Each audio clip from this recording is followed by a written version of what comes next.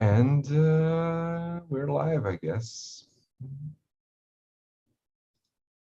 Okay, so welcome to the first International Colloquium on the Metaphysics and Semantics of Fiction, the first meta-sema-fiction, we're live, I guess, as we've been affectionately calling it. Okay. My name is Jerzy. You can call me Jerzy or Jersey. I am a dot object. I'll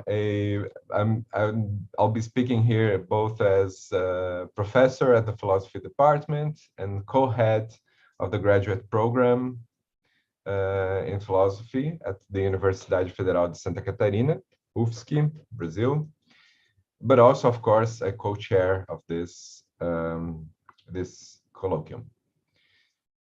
And I have to say that here in Brazil, research in philosophy is known to face a somewhat paradoxical problem, a paradoxical predicament, I would say. It's the so-called internationalization challenge.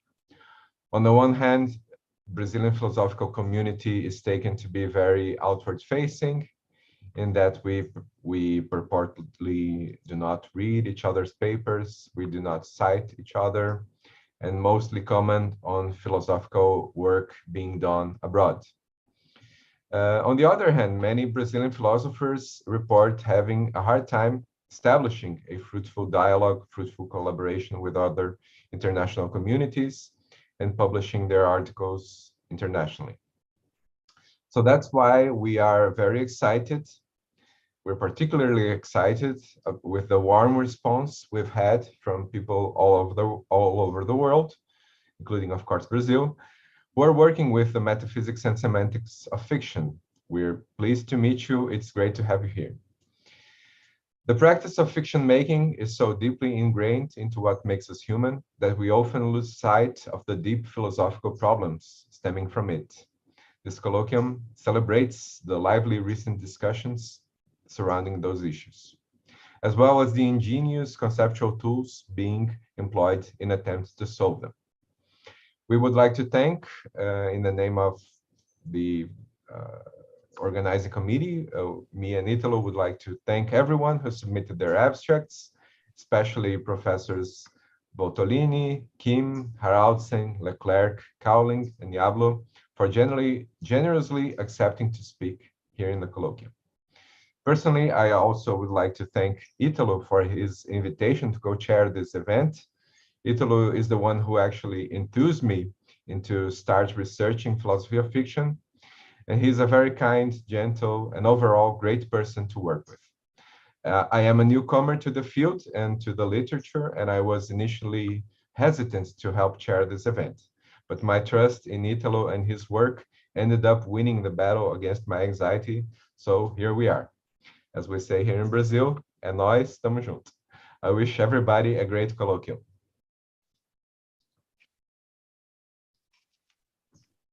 All right, so thank you very much, Jerzy. I am Italo, and I'm going to introduce our first conference that's going to be delivered by Professor Alberto Voltolini, who is full professor in philosophy of language and mind at the Department of Philosophy at the Università di Torino in Italy. His research subjects are theories of meaning, reference and understanding, doctrines of intentionality and mental content, fiction and depiction, seen as, and Wittgenstein. He has delivered more than 85 seminars and 150 conferences. He has published 3 books in English, including my personal favorite, How Ficta Follow Fiction in 2006, A Syncretistic Theory of Depiction from 2015, and a week ago, he has published a book entitled Down But Not Out, a reassessment of critical turning points in analytic philosophy. And he has also published 7 books in Italian. He has written more than 100 papers in English, including the entry for Fiction with Fred Krum in the Stanford Encyclopedia of Philosophy, and over 50 papers in Italian. He is now going to deliver the opening conference for the first international colloquium on the metaphysics and semantics of fiction, His conference is entitled The Strange Case of Dr. Moloch and Mr. Snazzo, or the Parmenides Riddle Once Again. So Professor Voltolini, thank you very much for accepting our invitation. It is an honor to have you here. Thank you so much, Italo and Jerzy, for this generous introduction. It's a real pleasure for me to be at this conference and to be in Brazil, at least virtually in some sense. Hopefully we will have an opportunity to meet in person soon. Let me try to share my slides first. Yes. Okay, you should be able to see them. Okay.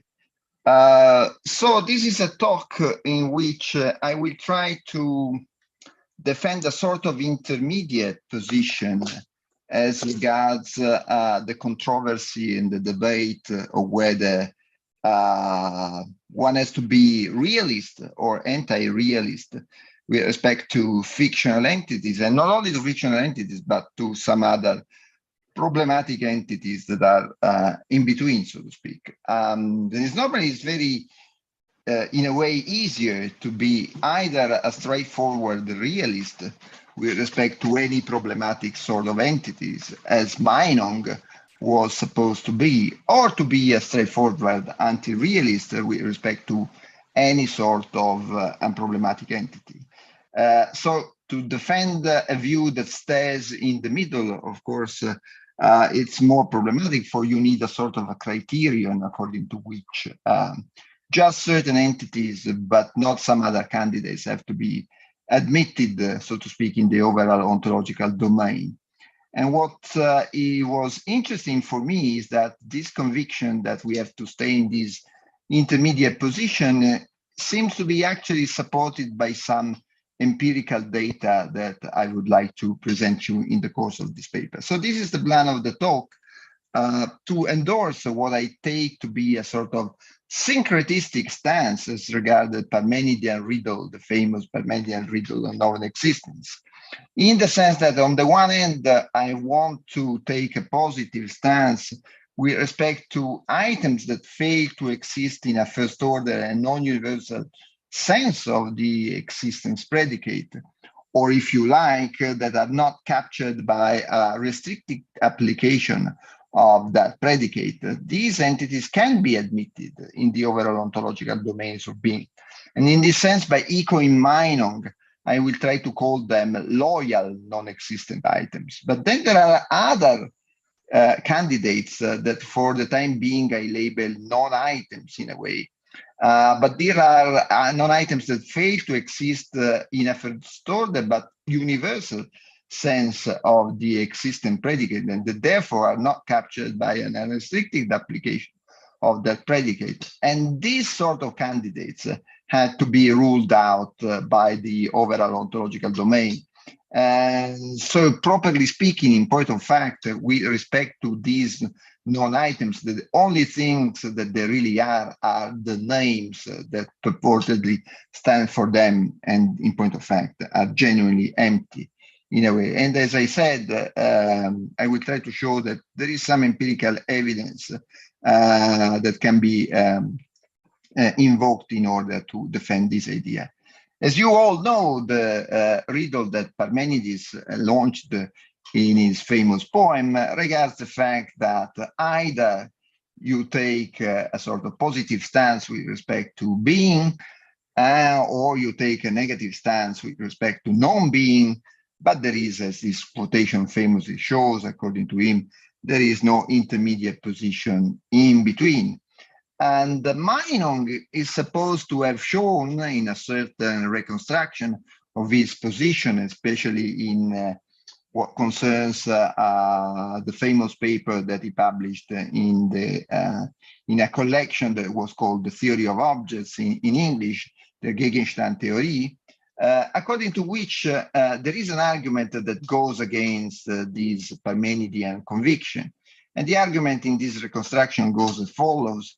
In order to merely say truly that a non-existent object does not exist, one must designate it by expressing a sentence about it. I take the point in linguistic terms, but the very same point might be reformulated even in mentalistic terms if we concentrated, if we focused on thoughts rather than on sentences. But let me stick to the linguistic version of the argument. In order to do so designate the object must already be admitted within the overall ontological domain, and therefore conclusion in the reconstruction that Franz Berto has provided, in order to merely say truly that such an object does not exist, that object must already be admitted within the overall ontological domain. What I'm trying to show is this argument sounds convincing as far as certain candidates for the admission in the overall domain, ontological domain are concerned. What I called, as I say, the loyal non-existent items, insofar as these items do not exist only in a first order and non-universal sense of the existent predicate, or I take it to be another formulation because precisely in the same direction, only if the extension of the overall existence predicate is restricted to a subdomain of the overall domain of beings to the items that exist in the above sense. And therefore, against the position that has been expressed famously by Nathan Solmor or by Peter van Inwagen, there is nothing paradoxical or unintelligible in the famous Meinung's motto, there are things of which it is true that there are no such things, because we have to easily read this sentence as saying that there are things that do not exist in this sense of the non-universal and first order predicate. Holmes, Sherlock Holmes, for instance, might be a famous example of this situation. So in general, fictional objects can be example of entities of which we can truly say that there are such things even if they do not exist. But even other kind of things that some people assimilate to fictional objects, such as, for instance, David Lewis, but this is a conviction that not everybody share in the debate, merely possible objects, objects that do not actually exist, but they might have existed, or, which is the same, they exist in a merely possible world, are items that can be considered in this very same way as items that we can admit in the logical, in the overall domain of what there is. The problem is now whether this reply by Meinung might be extended, as Meinung himself probably meant. So the problem arises, according to me, if one wants to extend the reply that Meinung gave to the Parmenides stance as covering things that do not exist in another, but still first order, universal over sense of the existent predicate. That is, as things that do not fall in the unrestricted extension of the only existent predicate. I would like to call them non-items instead of calling them non-entia, as Rautley originally, unfortunately, used this label. For non-entia, for me, are mainly the sort of things that we have already introduced before, that is merely possible objects and fictional objects that simply are non-entia in the sense that they do not exist in the other sense of the existent predicate. And here, with respect to things that should fall outside the scope of the range of the overall domain of beings, there are problems.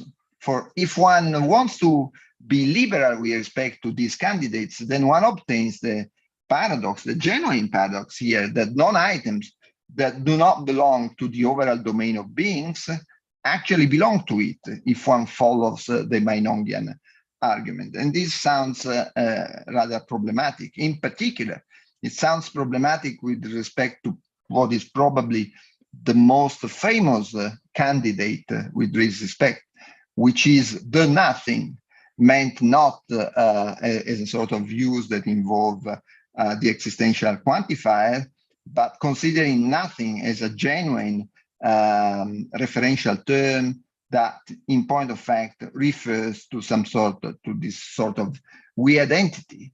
So there are people, Martin Heidegger on the one hand, but even Graham Priest on the other hand, that endorse also with respect to this very problematic kind of thing, precisely the Meinongian argument. That is, in order to truly say or think that the nothing does not exist, but in this universal sense of the existence predicate, in a sense in which the predicate amounts to saying something like that the item in question is not even an object, one must designate it and therefore postulate that it is an object as well. So we get a sort of contradictory entity, which on the one hand is an object because of the acceptance of the Meinongian argument, but on the other hand, it is not an object simply because it falls outside the scope of the universal but still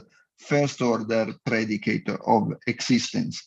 I mean this predicate as meaning being an object, but there are other possible interpretation of this predicate taken as expressing this sort of property that is universal, that is, that it applies to all the individuals in the domain. For instance, being identical with something, or in the early Russell sense, having been, or as Dean Williamson would like to say, having been a logical sense. So this is a possible alternative formulation of the point, but the point remains the same. These entities are problematic for, on the one hand, they possess this universal first order property of existence, which in this case is expressed by the first order predicate of existence, but in another sense, they do not possess this property. And it seems to me that we are not forced to accept this extension with respect to these problematic entities, in particular with respect to the nothing. I am quite struck by an argument that originally was given and put forward by the Polish philosopher Kazimierz Twardowski, who says that these problematic entities are dispensable. For he says, well, look, these entities do not work as they should be in order for them to be genuine entities. For instance, in order for the complement of a set to be successfully conceived, one must have a superordinate concept under which both the members of that set and the members of that set's complement fall. For instance, consider the set of Greeks, that is the individuals that fall under the concept of being Greek.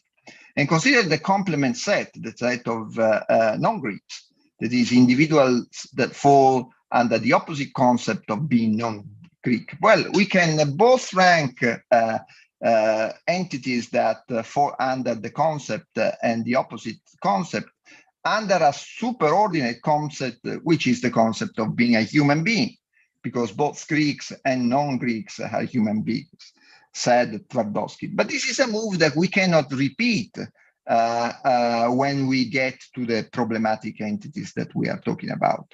For one cannot have a superordinate concept, said Twardowski, under which both the somethings, that is the inhabitants of the overall ontological domain of beings, the totality of all beings, and the non-somethings fall, that is the entities that should, so to speak, fall under or be a member of the complement set of the set of being a something. For why? Because there would be no superordinate concept in this respect by work in order to classify, to categorize both the something and the non-something, said Twardowski. For that concept would be both a superordinate to the something, but it would also be coordinated with it. It is a something again.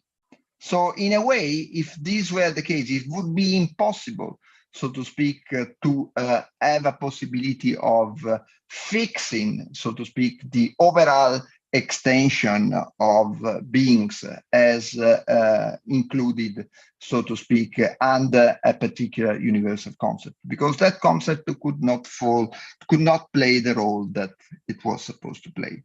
So that we have independent reasons as to why we should not admit these problematic non-items.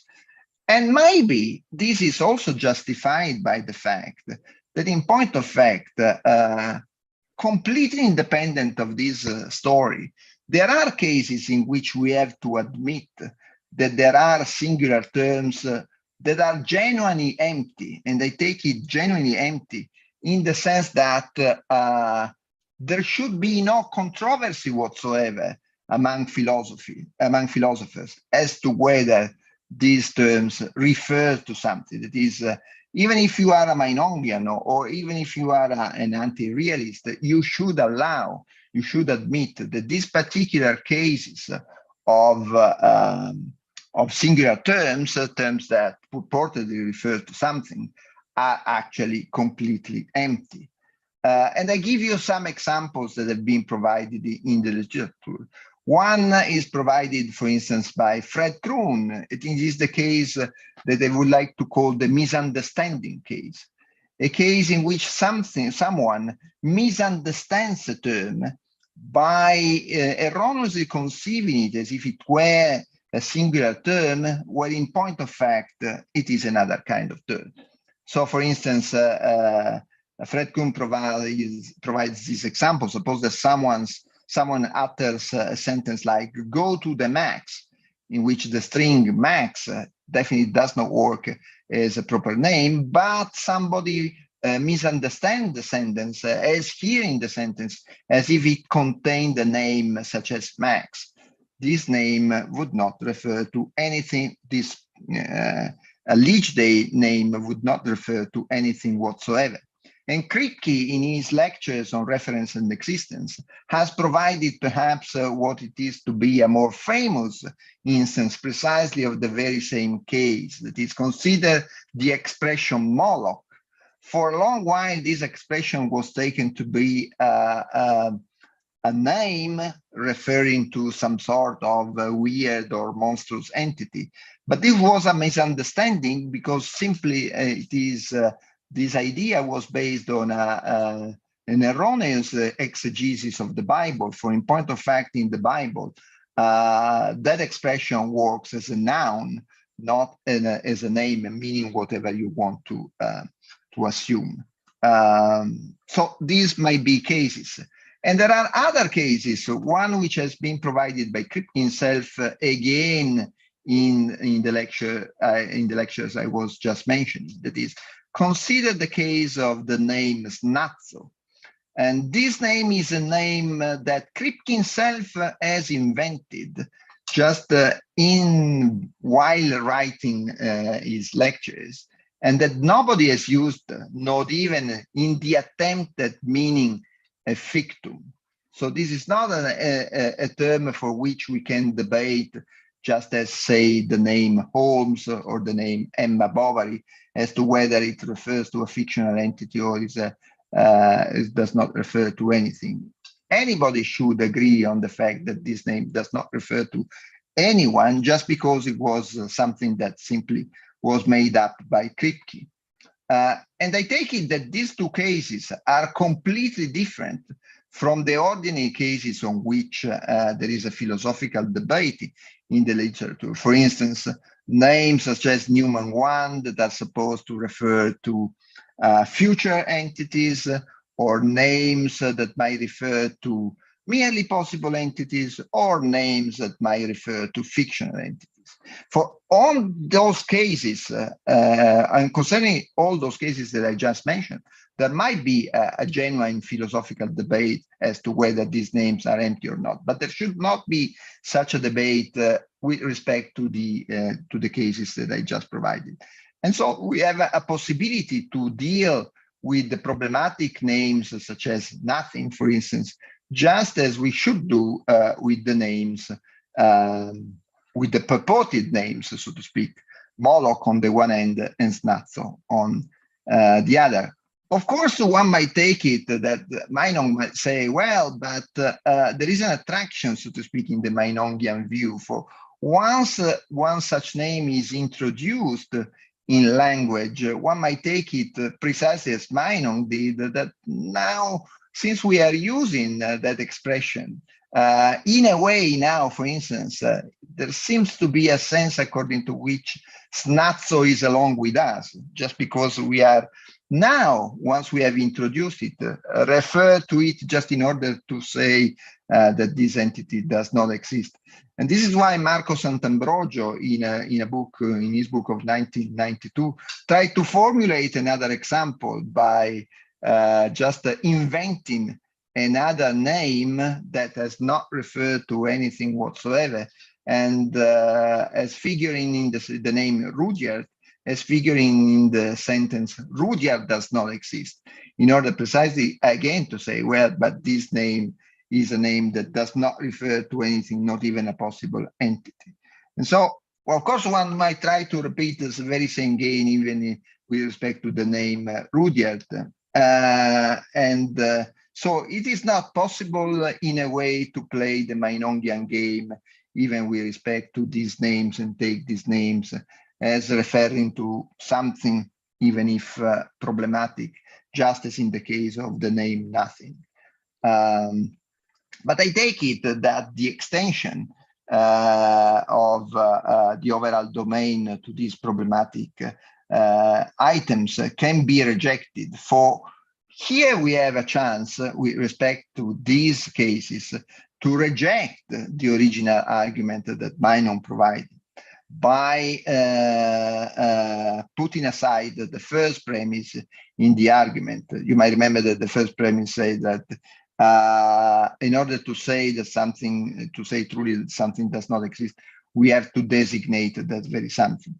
For, you know, there are many moves that one can perform in the literature. Either one can perform the Russellian game and say that in point of fact, the apparently singular terms that are involved in the relevant negative existentials actually are not genuine referential names, are just terms that have to be interpreted in terms of his theory of descriptions. And if this is the case, then one can truly say that one such object does not exist without committing oneself to one's designating it, because we can meaningfully say, for instance, in the example that that Russell himself provided in his famous 1905 paper with the name Apollo. The name Apollo actually is a shorthand for the description the sun god, and we can say the sun god does not exist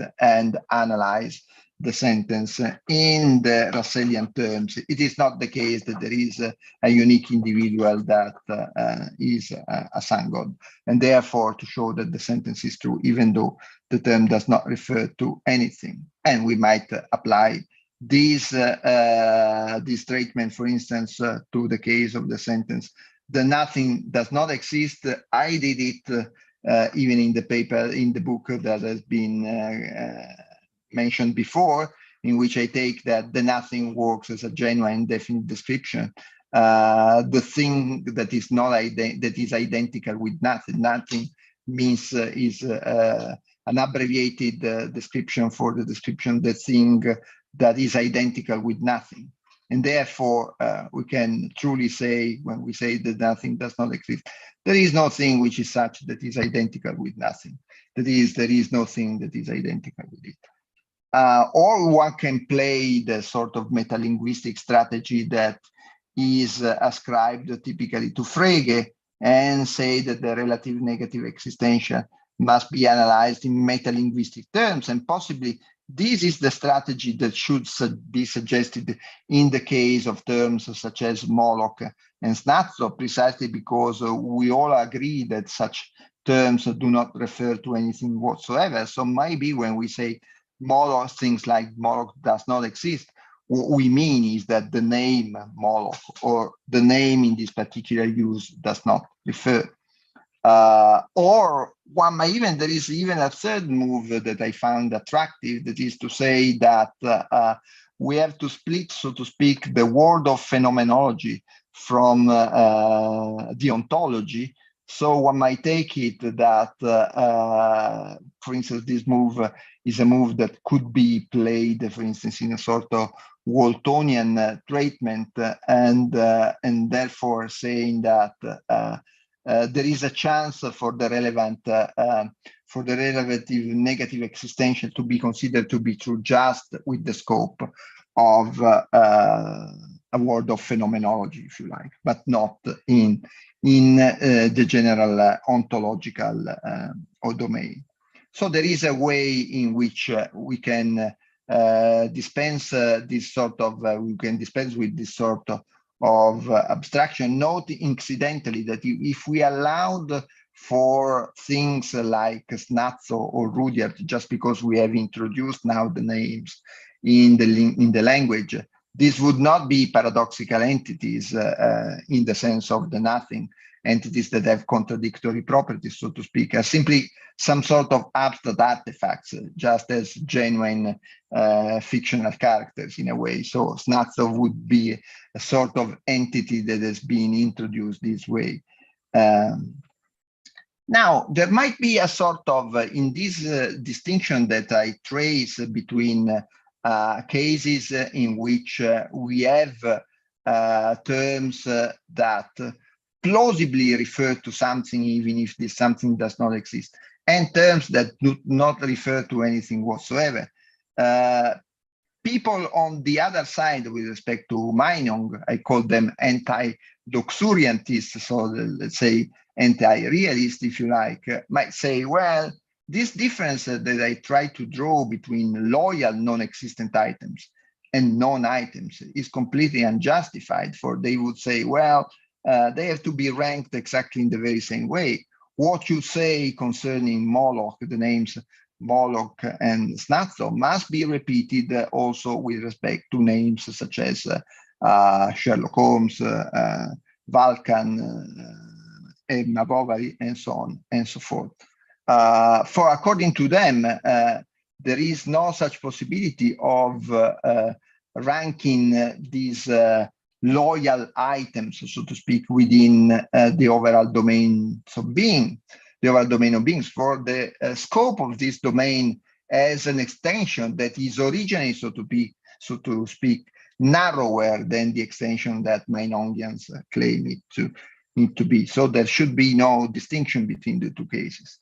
I don't want to deny that this is a possibility. That is, if you are an anti-realist, it is coherent for an anti-realist to say that there is no distinction between the cases that I wanted to point out. But it seems to me, and this is where I did with some other colleagues of mine an empirical research in a paper that has been submitted. Well, it seems that there are some empirical data that suggest that this idea that we have to provide a different treatment for terms that purportedly refer to loyal items, loyal non-existent items, and terms that do not refer to anything at all whatsoever is in a way justified.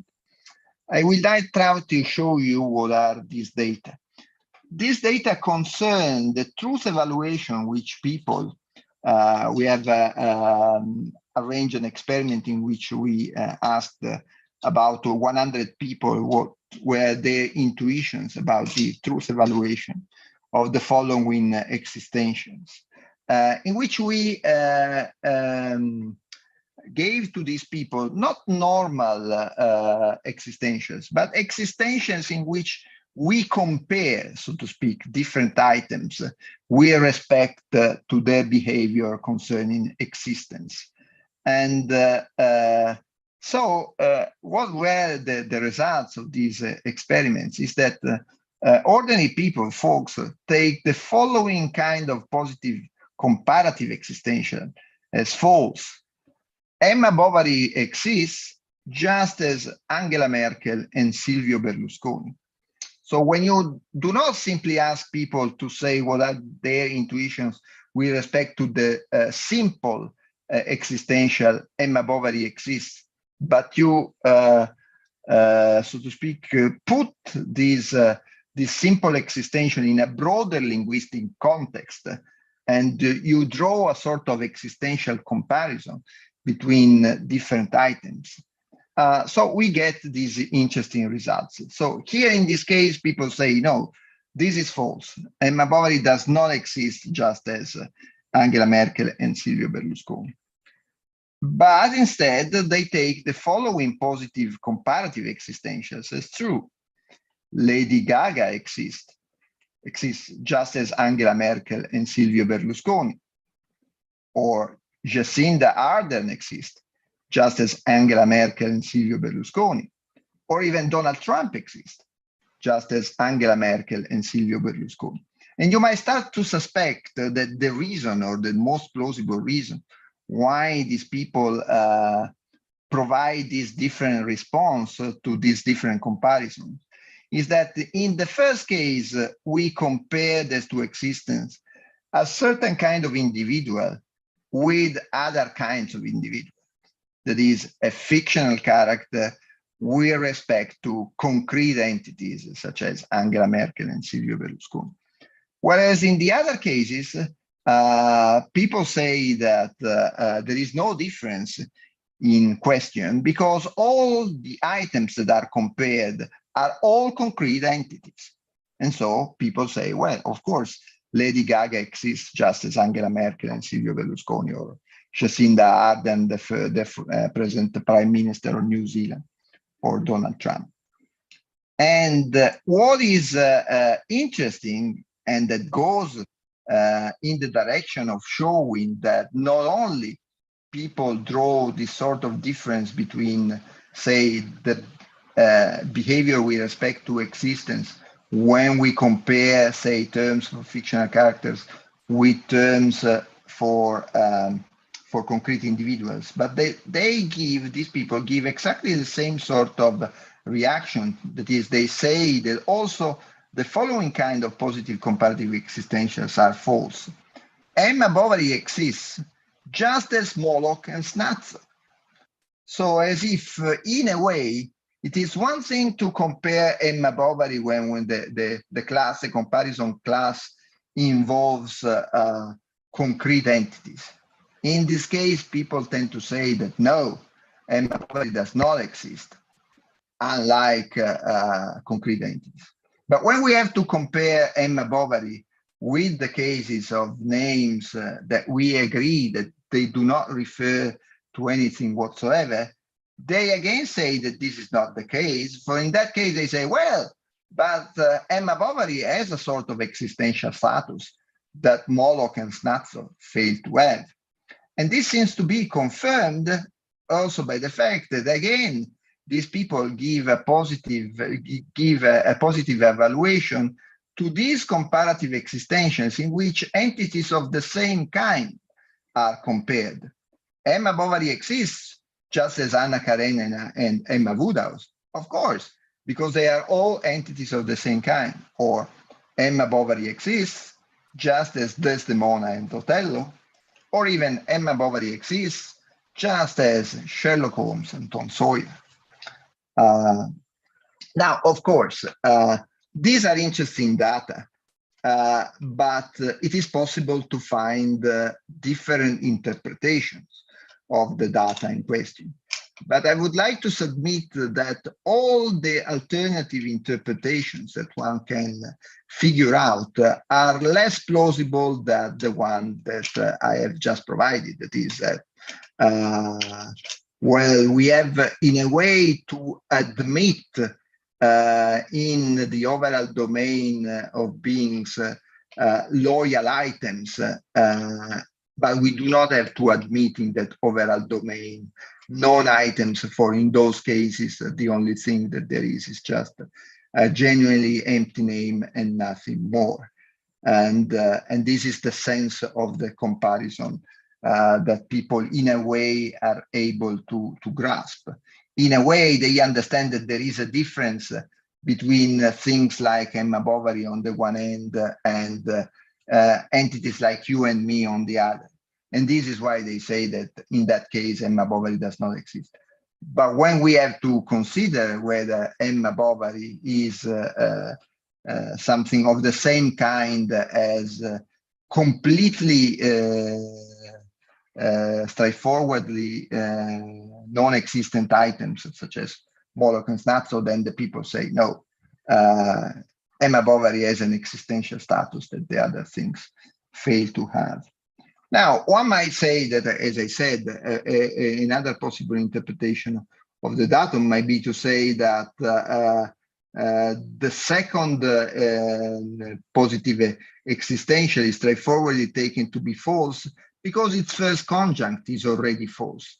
Since Emma does not exist, this being also the reason why one is false. That is, if we go back to these to Emma Bovary exists just as Moloch and Snazzo, and to Emma Bovary exists just as Angela Merkel and Silvio Berlusconi, one may say, well, they are both false just because their first conjunct is false. And so this is why we have this sort of result. But this objection does not take into consideration why people take also the other examples that I gave you before as true. That is, the case is like this. Emma Bovary exists just as Anna Karenina and Emma Woodhouse. Emma Bovary exists just as Desdemona and Otello. Because according to this interpretation that I've just presented, people should say no, even with respect to these other comparative existentials, that for the same reason, because the first conjunct is already false just because Emma Bovary does not exist. And this is not what the people say. So this immediate objection has to be ruled out. Maybe another interpretation of the data is the fact that people in a way intend the relevant sentences as having, so to speak, a sort of fictional operator that is implicit in the sentence. As if when we're asking people whether certain things exist or not, it is as if there were this sort of interpretation to exist in fiction, meaning in some fiction or other. This would explain why people say yes to the comparison that involves names such as Emma Bovary, Anna Karenina, Desdemona, Sherlock Holmes. As if people were saying, well, Emma Bovary exists in fiction just as Anna Karenina, Desdemona, Sherlock Holmes, and the others do. But if that were the case, then consider the following case. In fiction, Emma Bovary exists just as Napoleon and Kutuzov.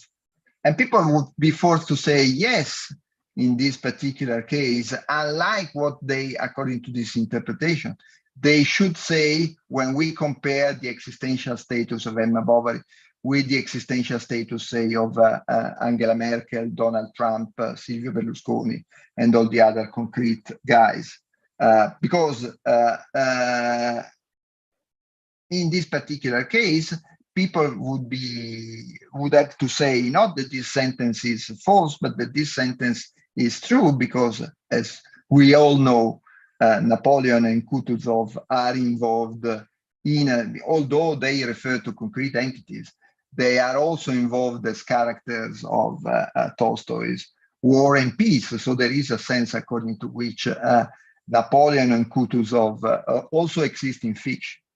So this is not a plausible interpretation. Maybe there is another interpretation that can be provided, and this might be an interpretation that is closer to Meinong in a way. For Meinong is supposed in his sort of liberal take on ontology, he is supposed to also be committed to the idea that in the overall realm of being, things exist in a different way according to their different ways of being, according to the different sort of entities that they are, whether they are concrete entities, they are abstract entities, they are possible or impossible entities. And so one might say, well, it is false that Emma Bovary exists like you and me, and she exists like Moloch and Snazzo, says this interpretation. For on the one hand, Emma Bovary does not exist in the same degree as you and me,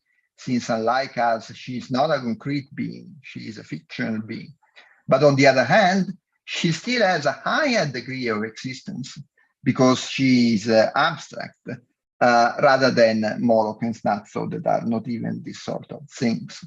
So one of this sort of interpretation that in a way, it is like a sort of Platonic interpretation, even though it reverses, so to speak, the orders in the chain with respect to Plato, according to which we have a chain of being, as you might remember, in Plato's chain of being, abstract beings are on the top, concrete beings are in the middle, and shadows and illusory entities are just at the bottom of the hierarchy. Here we would have a sort of hierarchy according to which concrete beings would be at the top of the chain, abstract entities or fictional entities would be in the middle, and things whatever they are, like Moloch and Snazzo, are just at the bottom of the chain of being.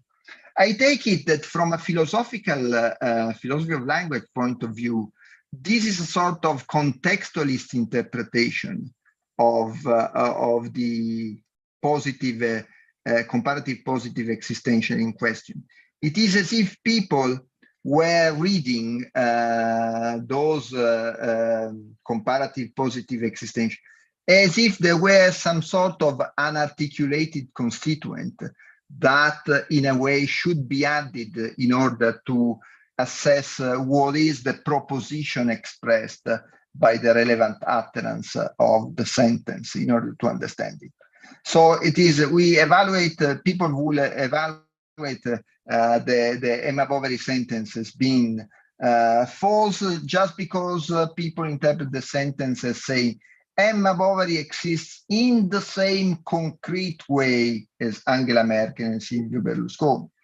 Because people would say, no, Emma Bovary is a mode of being that is different, since Emma Bovary is a fictional character, an abstract individual.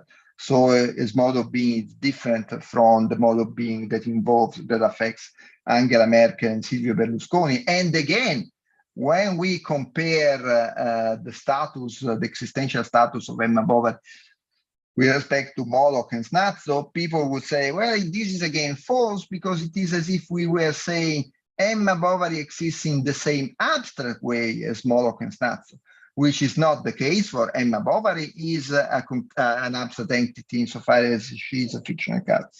Moloch and Snazzo, whatever they are not even abstract entities. They are entities that lie at the bottom of the category, so to speak.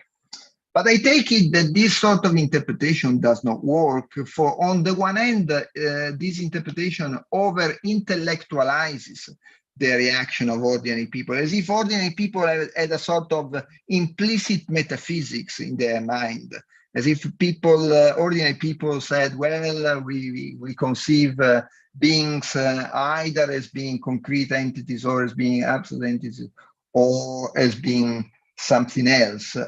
And secondly, it not only there is this sort of over-intellectualization, but we also ascribe to the so-called non-items a sort of existence that is a mode of existence that is very, very thin, the lowest in the hierarchy. But this ascription is not supported at all by the data.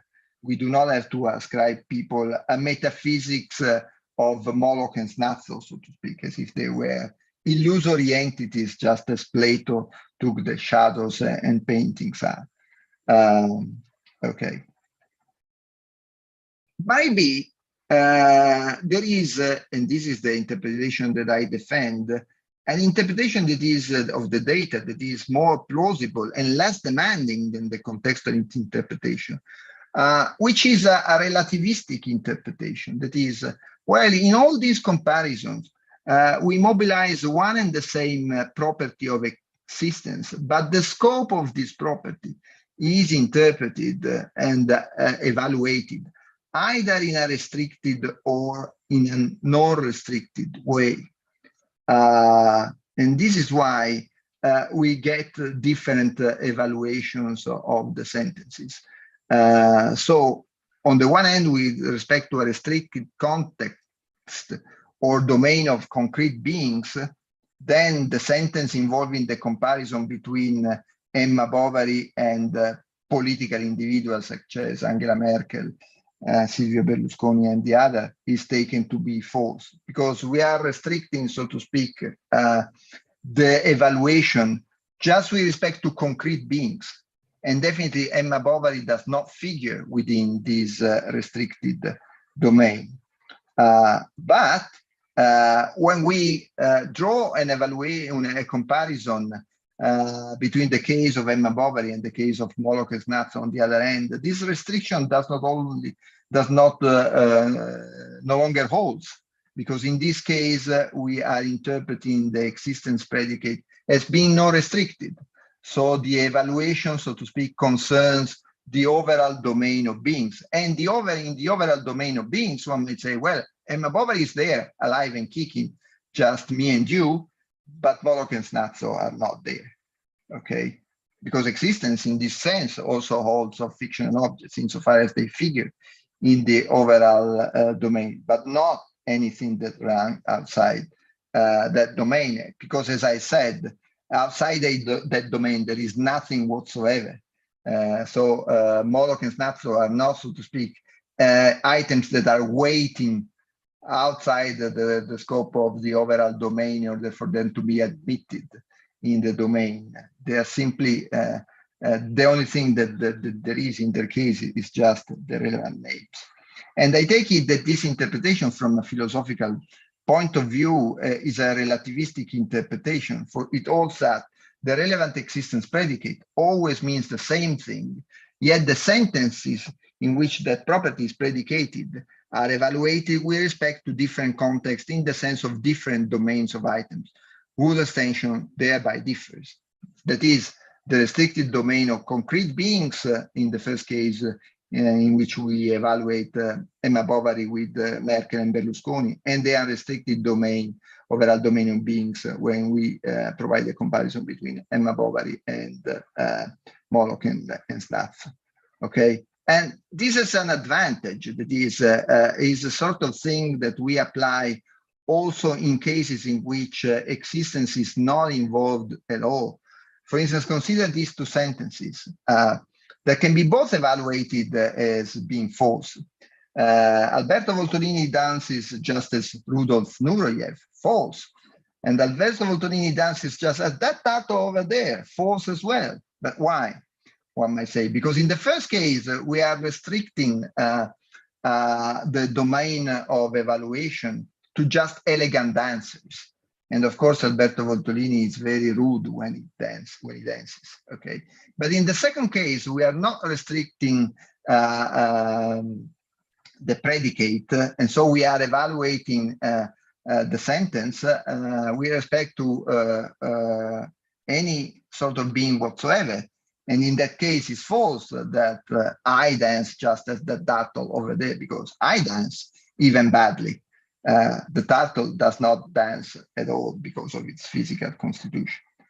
And we can also show that this sort of interpretation is involved in other further cases that are discussed in the literature. And I will try to show you a case that mobilizes sentences that were originally provided by Charles Travis in a discussion of a particular case. We have this girl, Pia, that paints in green some of the russet leaves of her plants, while painting another color, say violet, some of her russet pears. And if one chromatically compares such leaves with such pears, one obtains a sentence that is likely false. Pia's leaves are as green as her pears, okay? Because Pia has painted the leaves in green, but has painted the pears in violet, okay? So in this comparison is false because the artificial color of Pia's leaves is green, but the artificial color of Pia spurs is not green. But now consider a different situation. Suppose that now Pia's leaves are chromatically compared with some vegetables that grow in a garden without any depiction intervention, say with Pia's naturally violet aubergine. And one thus obtains another sentence that would get again quite likely an evaluation as being false, just as the previous sentence. Pia's leaves are as green as her aubergines, because in this case, one would say, well, no, this is not the case, for Pia's leaves are green because Pia has depicted the green, the leaves that way. But since she didn't made any sort of intervention with respect to her aubergines are not green in any possible sense whatsoever. So an easy interpretation of this situation is that while the previous sentence, the comparison between the leaves and the pears tends to be evaluated as false with respect to a restricted domain that contains only artifactually painted objects, some of which the leaves are artifactually green, while some other, the pears, are artifactually violet. The latter sentence tends to be evaluated again as false, but with respect to an unrestricted domain that contains both artifactually painted green objects, again, the leaves that I was mentioning before, and objects that are naturally colored as violet, the aubergines. I'm approaching the conclusion. Another possible objection that one might find, again, I don't want to say that these are just the opposite interpretation that came to my mind. Possibly this is not an exhaustive list, but it seemed to me that it's the most important cases. One might say, well, look, there is a problem in your interpretation because you said that in point of fact, since the names Moloch and Snazzo in your account are genuinely empty, the only interpretation that can provide a meaning as to the conjunct in the comparison that involves such names, is a metalinguistic interpretation. As if when I compare as to existence Emma Bovary and Moloch and Snazzo, in the first conjunct, I were predicating existence of Emma Bovary, but in the second conjunct, I were predicating just reference of the names involved. And how can this sort of meaning arise, so to speak, since there is an implicit anaphora in the comparison? I said Emma Bovary exists just as Moloch and Snazzo. So the natural interpretation would be for the meaning of the sentence, Emma Bovary exists just as Moloch and Snazzo exist. How can I justify the idea that in point of fact, in my interpretation, the second conjunct must be reinterpreted metalinguistically? Well, because in point of fact, we definitely have a use mention shift here, but this is quite compatible with the fact there is an anaphora in these conjunct, in these comparisons, because it might even occur in completely different sentences. I give you an example that was originally provided by Barbara Partee. As soon as he asked, where is Jane, she arrived. As you can see here, there is again in these sentences, there's nothing to do with existence. There is an anaphora. The pronoun she in the second part of the sentence is anaphorically linked to some material in the first part of the sentence. But the first part of the sentence contains a quotation. The name Jane is not used, it is mentioned.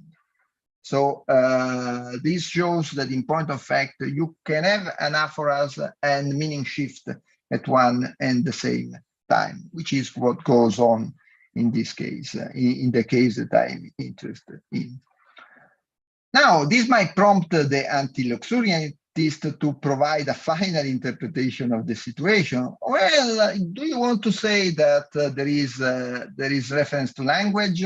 Why don't you admit that this metalinguistic interpretation has to be applied in your comparison to the sentence, so to speak, across the board?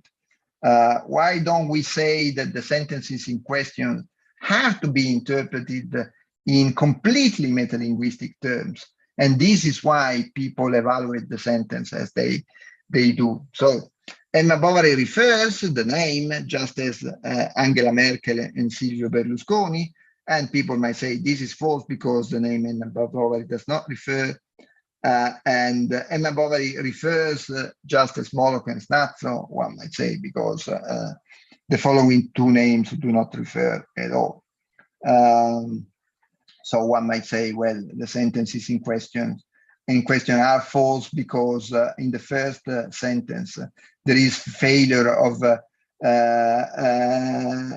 reference on the one end, and in the second sentence there is failure of reference in both cases. But one might say, again, how can provide this interpretation has been coherent with the other cases that we have discovered. That is, if this were the case, once metalinguistically reinterpreted, these cases in which the evaluation of the people were that these sentences had to be taken as true, all the three sentences, should be evaluated as false for the very same reason. That is, people should say, well, if we provide a metalinguistic reinterpretation of these sentences, then in your account, one would say that all the names in questions do not refer at all.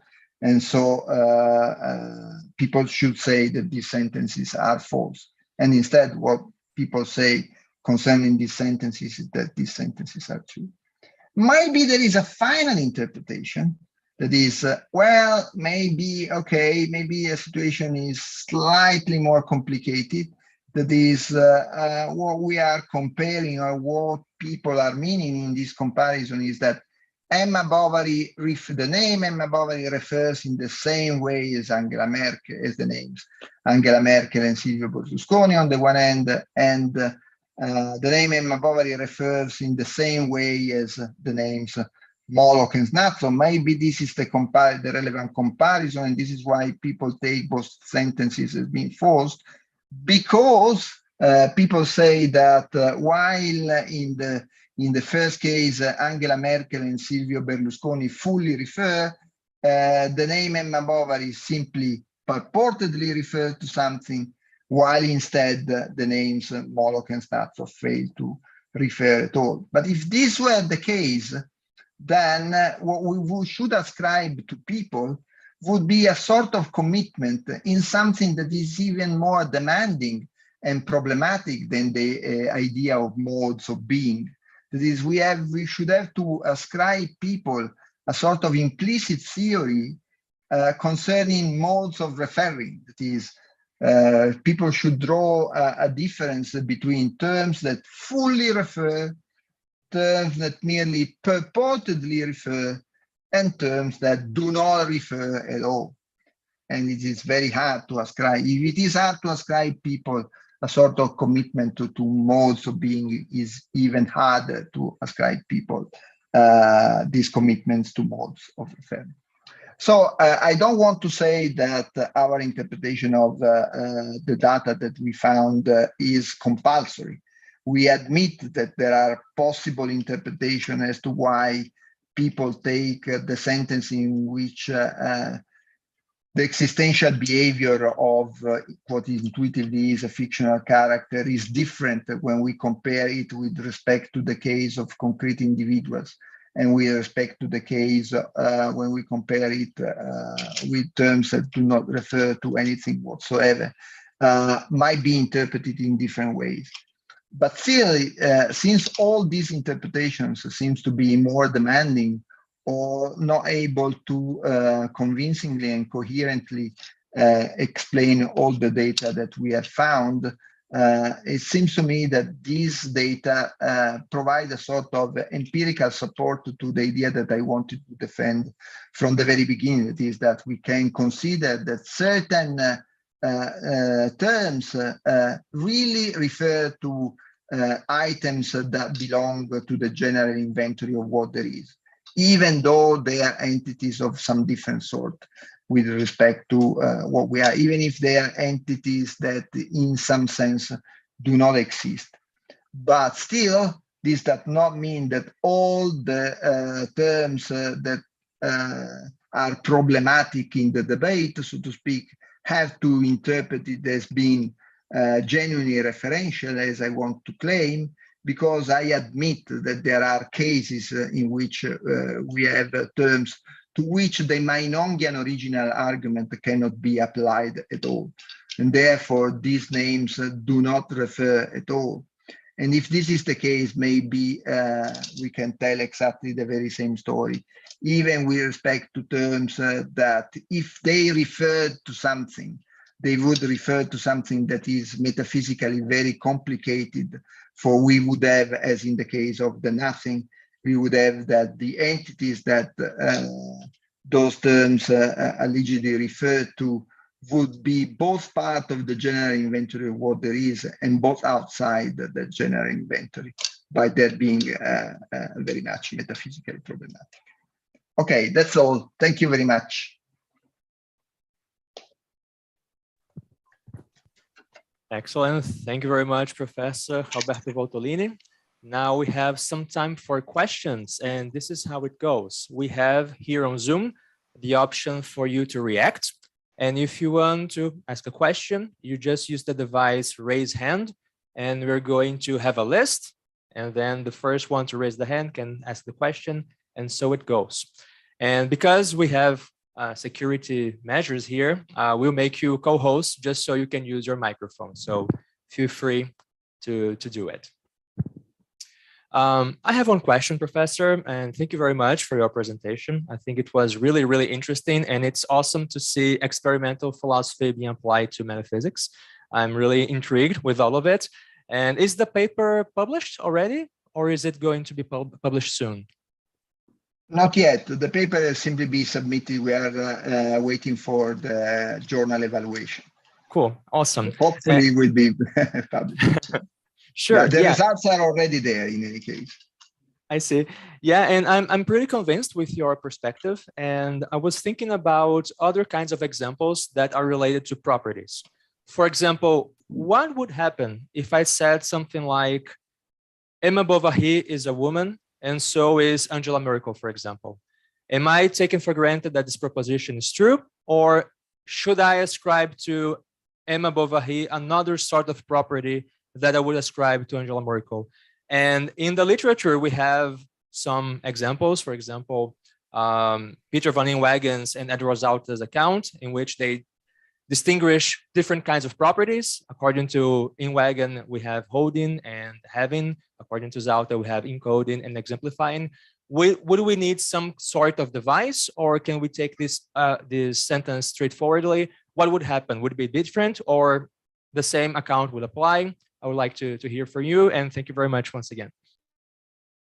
Thanks a lot, Italo. Actually, I have to say that originally we thought of making an experiment larger that involved also comparison with respect to property predications, because we had the intuition that, say, Emma Bovary is, however you cash out this intuition, that Emma Bovary is a woman in a different sense from the sense in which, say, Lady Gaga, Angela Merkel, Madonna, or we want to figure out are women, okay? And so we originally, the experiment also concerns these sort of comparisons, but we didn't get results as striking as in the existing case. And we had an interpretation concerning that. And it is the fact that probably when you ask people to evaluate, say, when say Emma Bovary or Anna Karenina is a woman, what people are mostly focused on are on the paradigmatic sort of the predication that is involved. Say it is so important for the Emma Bovary story that in the story, however you cash it out, Emma Bovary is a woman, and ditto for Anna Karenina, that probably people do not see a particular difference with respect to the way in which, say, Emma Bovary is a woman with respect to the way in which, say, Lady Gaga is a woman. Just because, in a way, Emma Bovary is the paradigm of all women, if one want to put it this way. So it's an essential property of Emma Bovary, in a sense, if it is a property for the. So we were tempted by your suggestions, and in the end we ruled it out precisely because we didn't get the sort of clear results that matched our original intuition. I see. Awesome. Thank you very much. And we have a question from Meryl.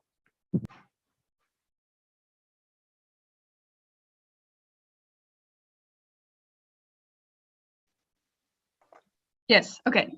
Thanks. Thank you so much for that presentation. I thought that was great and also super interesting results. I have a lot of questions. I guess first I want to ask you a question of clarification about these really empty names like Snazzo.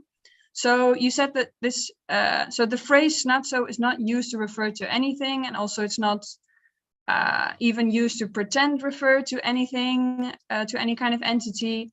And then my immediate thought was then, so maybe that means that Snazzo, that phrase, that is not a name, just because a name is something that is used to refer to something. And then I was wondering what you think of that. And also in relation to that question, I was also wondering how you introduced the names like Snazzo to the subjects in the experiment, because I guess you don't want to, you want to avoid steering the subjects too much into a certain direction, I guess. So yeah, I was just interested in what you have to say about that. Thanks. Thanks a lot for this question. In point of fact, this is one of the main problems. That is, do we have an independent evidence as to the fact that Snazzo, let us put aside the case of Moloch, for the case is even more controversial, but at least the case of Snazzo. Since as introduced by Kripke precisely says that is not to be taken as a name, as a fictional name, so to speak, as a name that at least pretends to refer to something. It's just a name that he has invented. But can it be said that it is a name since it has not been used in any plausible way? Maybe one might say, well, at least it figures in subject positions in certain sentences, at least in the negative existential that is normally involved here. Snazzo does not exist, okay? If it is legitimate to take this sentence as being meaningful, even if the term Snazzo was not used before, then there is some sort of plausibility in the idea that the term, since it stands in a subject position, might work as say a singular term, as a genuine singular term, if the definition of what is a genuine singular term is a term that purports to refer to something, even though it does not refer to anything. But then, of course, once you have done this move, the Meinongian argument smuggles in, so to speak. For one may say, well, if you say that Snazzo does not exist as true sentence, then it is because you are referring to something in order to say that that very something does not exist. And so again, there is no way of drawing a difference between this case and the case of the other terms, such as Emma Bovary, the fictional terms, if you like. This is why we wanted to test the experiment in order to see whether people had these the same sort of intuitions. And it was very hard in the experiment to avoid any sort of overinterpretation of the situation. So we have to list in the end all the names that we gave to them in order to see whether they agreed on the fact that a certain name was a name for a concrete individual, another name was a name purportedly for a fictional individual, and the third sort of name was a name for nothing whatsoever. If they didn't agree on that, we simply ruled these people out, because of course people might interpret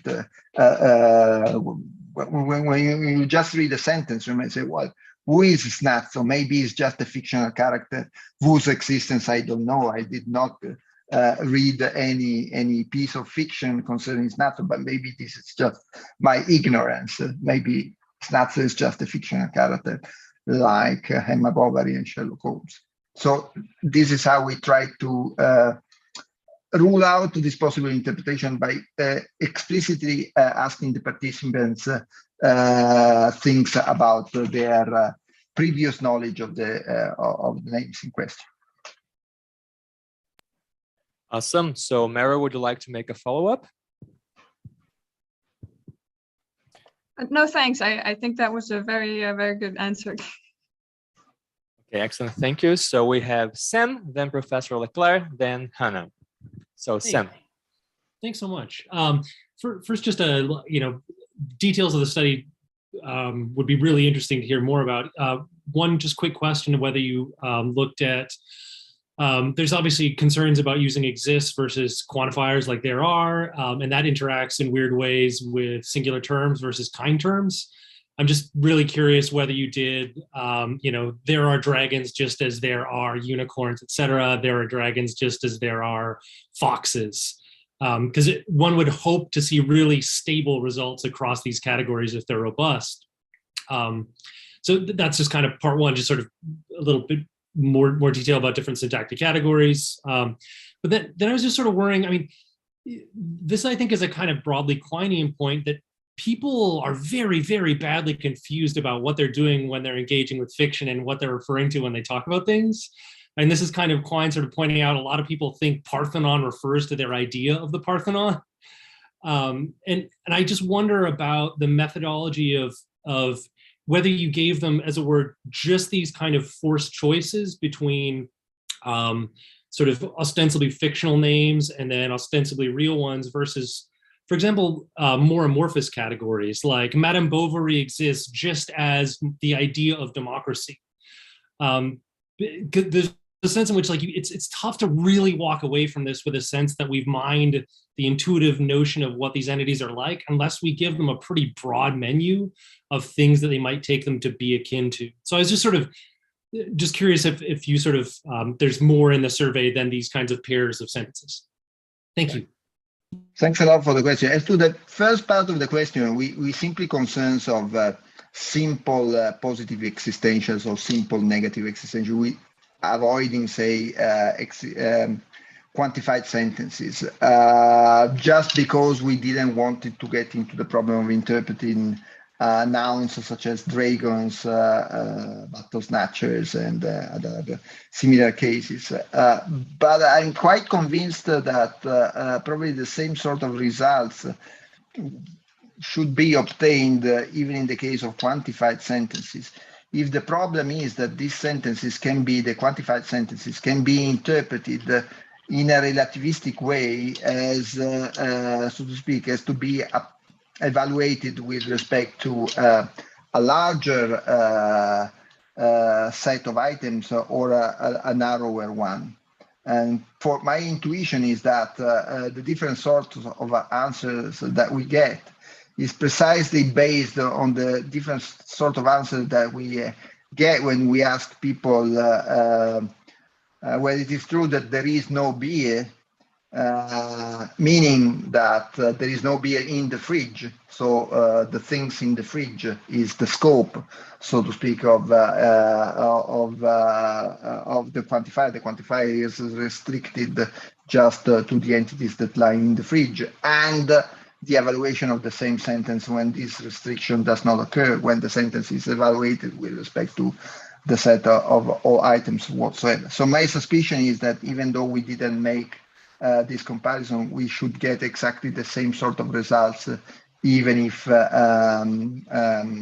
even when we let's say we introduced quantified sentences in the evaluation. Then there was a second part in your question that I've now forgotten.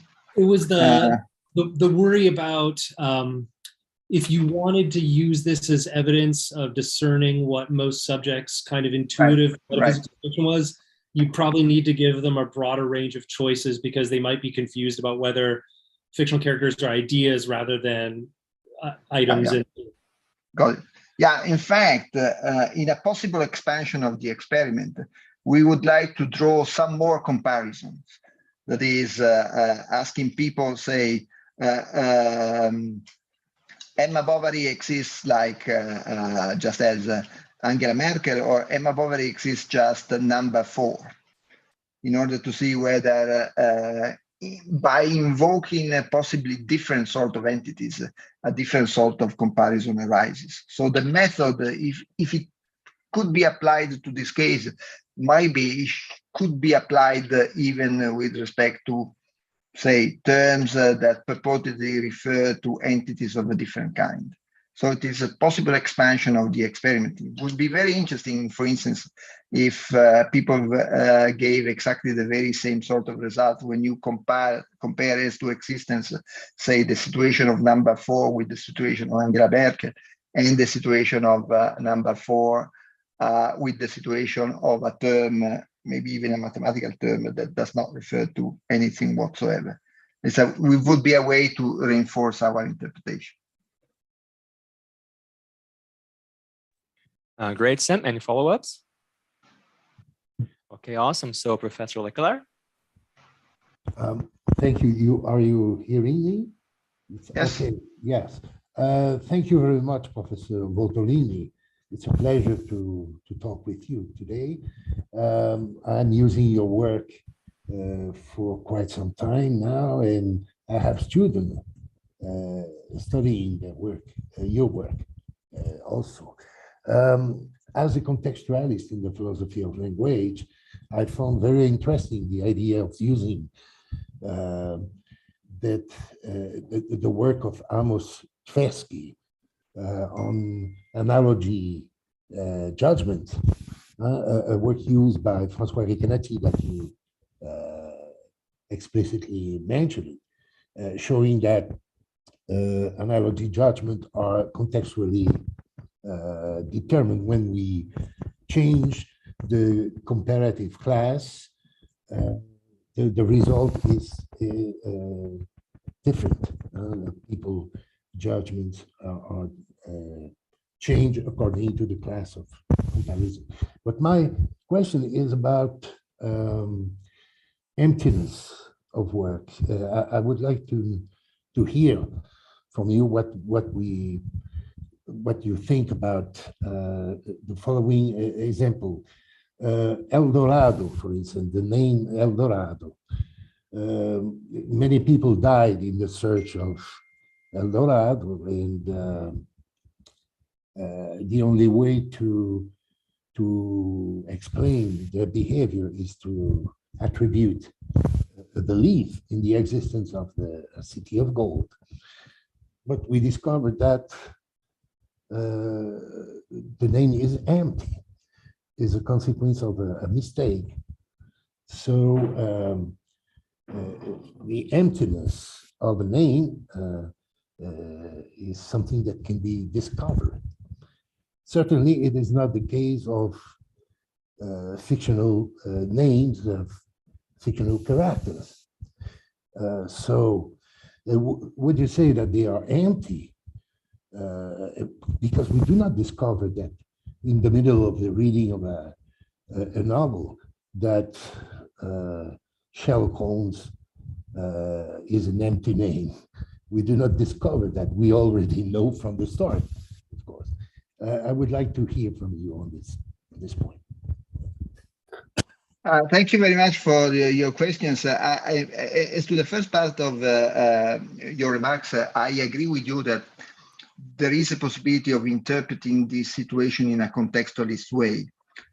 So I'm not against it. I simply take that in this particular cases, the relativistic interpretation is more economic than the contextualist interpretation, for it does not appeal, does not force one to ascribe people a sort of knowledge in modes of being, which unlike other cases, for instance, when you have to do with sentences like John cut the grass. It is quite likely that in these cases the contextual interpretation is better, for we are not forced to appeal to anything like metaphysical modes of cutting, so to speak.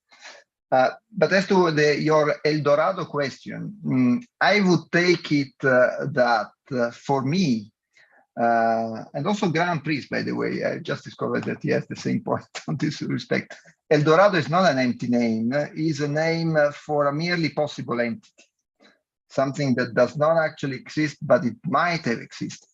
And the way I justify this idea, and I apply this idea, I didn't apply it to the El Dorado case, but applied it to the Vulcan case, the name used by the famous French astronomer Le Verrier.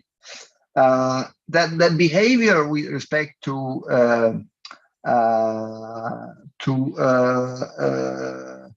see whether the entity involved exists or not is completely different in this case with respect, as you just said, as in the case of a term that actually stands for a fictional entity, maybe even though we do not recognize from the very beginning that it stands for a fictional entity. That is, we have agreed on that El Dorado does not exist because we have, at least, I guess, empirical evidence as to the fact that this city does not exist.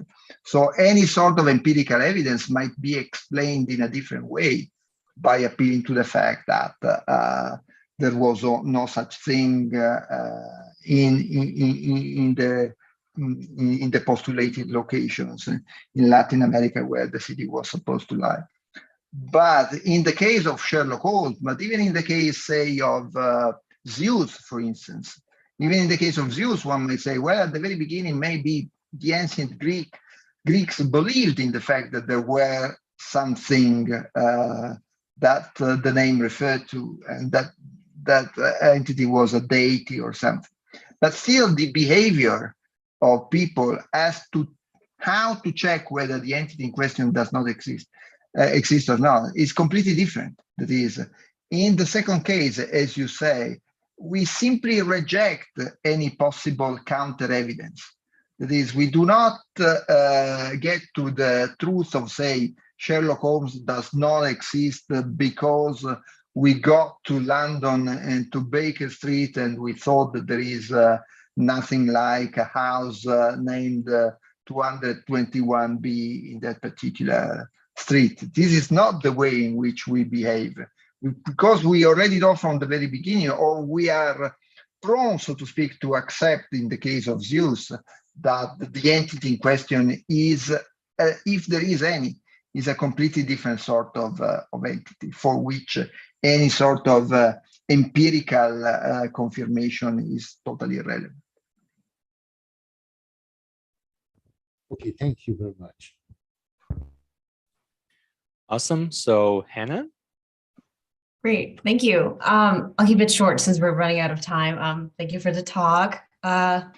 So when you're talking about the contextualist interpretation, you raise this worry about over-intellectualizing the reactions of people.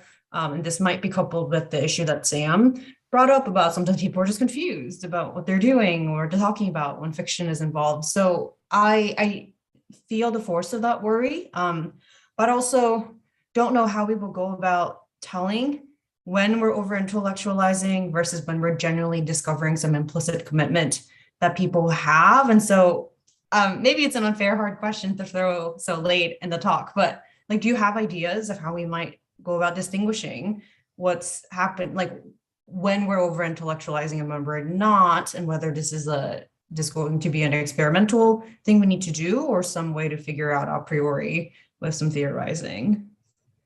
Yeah.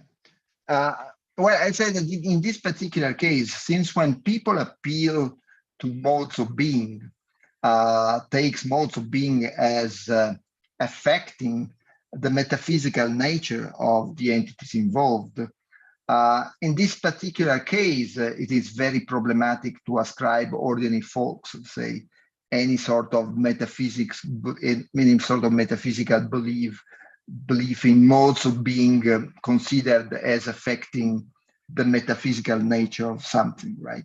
Whereas in other cases, as I said in my previous answer, when it is not such an issue that is involved, modes of being in a particular way might be accepted. But as I said, in this particular case, there is something more than that. That is the fact that it is not only that we should ascribe people some sort of implicit metaphysics as to the nature of certain entities, is that we should ascribe to these people also a metaphysics in the mode of being of the non-items to which terms that are taken to be intuitively empty, such as Moloch and Snazzo, refer to, as if these people not only had ideas about, say, fictional beings. Maybe that's fine, that maybe people take implicitly fictional beings as being entities not like you and me, okay?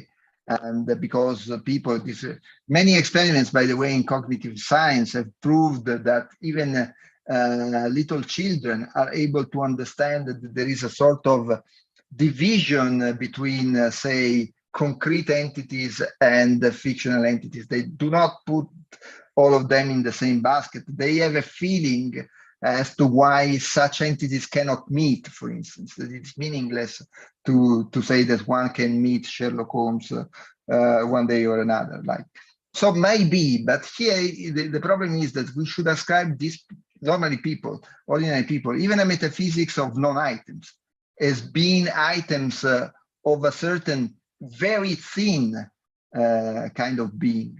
And I have no idea whatsoever what this thin kind of being might be. So it's even more problematic than Plato's chain of beings. Or in that case, one might say, well, at the bottom of the chain, you get what Plato considered to be illusory entities, entities that not even are not even concrete, so to speak, and so are even more remote from ideas than me and you are. But here, I have no intuition as to the kind of metaphysics that we should ascribe to the people. Awesome. So, Hisham?